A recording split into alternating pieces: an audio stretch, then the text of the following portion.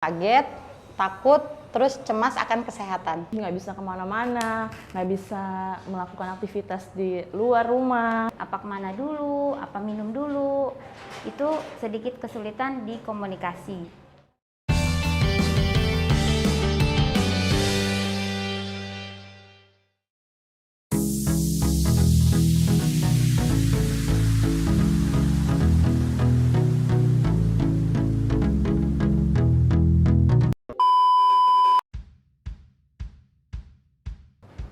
Tentunya khawatir ya, terlebih nggak bisa kemana-mana, nggak bisa melakukan aktivitas di luar rumah. Pastinya sangat takut karena virus COVID adalah virus yang sangat mematikan untuk kita semua. Reaksi yang saya rasakan yang pertama adalah kaget, takut, terus cemas akan kesehatan. Pastinya kaget, takut, dan nggak menyangka akan berdampak besar di segala aspek, terutama bidang pendidikan. Reaksi pertama kali dengar COVID masuk ke Indonesia pastinya kaget dan khawatir. Awalnya kaget, kenapa virus itu bisa masuk Indonesia. Tapi nggak heran juga sih, karena di beberapa negara lain juga virus itu masuk. Ada kemungkinan bahwa virus itu juga akan masuk ke Indonesia. Waktu itu kita mengajar dengan cara daring, yaitu dengan via Zoom. Awalnya saat itu belum ada kepastian dari sini kita mau mengajarnya seperti apa dan bagaimana. Saat itu kurang lebih 2 minggu tidak ada KBM. Setelah 2 minggu tidak ada KBM, akhirnya kita memutuskan bahwa pembelajaran dilakukan via Zoom atau daring. Belajar pada masa pandemi yaitu satu-satunya dengan cara belajar online.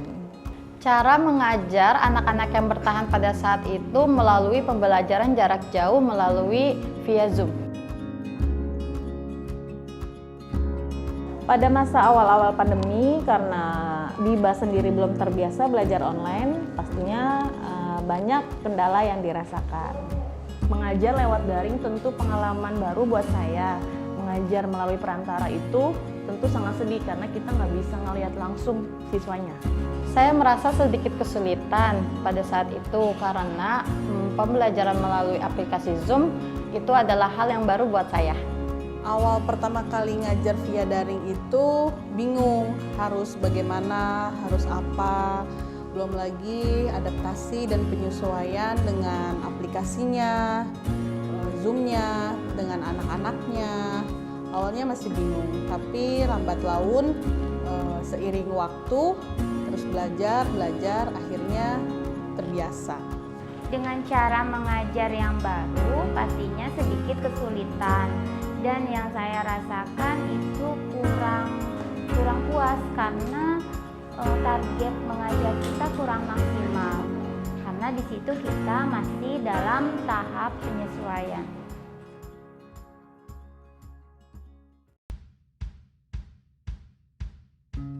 Banyak sekali perbedaannya, dari mulai komunikasi, koneksi, kemudian fokus siswa, terus cara memeriksa hasil kerjaan siswa itu berbeda sekali. Karena kalau yang daring itu sedikit kesulitan dalam meriksa hasil kerja siswa, harus dilihatin ke layar apa segala macam seperti itu. Sangat berbeda sekali. Untuk anak-anak usia 3-6 tahun memang lebih optimal dengan pendekatan langsung atau pembelajaran secara offline ketimbang dengan online. Kalau belajar lewat daring tentu persiapannya lebih matang. Kalau misalnya belajar lewat tatap muka itu lebih fleksibel mengaturnya. Kalau via daring, perbedaannya dengan siswa dengan tatap muka, saat kita tatap muka sama anak-anak itu kan jadi lebih jelas ya. Kita tahu anaknya sedang mengerjakan apa, kesulitannya di mana, cara mudahnya seperti apa. Tapi kalau via daring, di balik layar kan kita nggak tahu apa yang siswa kerjain gitu. Kita ngelihatnya mungkin di kamera itu menulis, tapi di belakang layar itu kita tidak tahu itu menulis atau sedang menggambar atau melakukan hal yang lain. Jadi lebih enak, sebenarnya lebih enak belajar tatap muka. Perbedaan yang dirasakan cukup banyak. Jika pembelajaran tatap muka, guru dapat memastikan bahwa siswa tersebut memperhatikan pembelajaran dengan baik.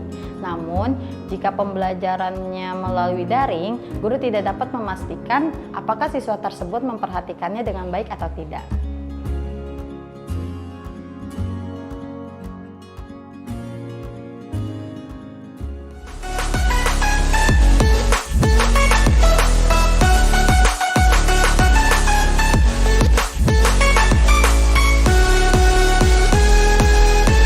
Biba belajar dari mudah dan menyenangkan.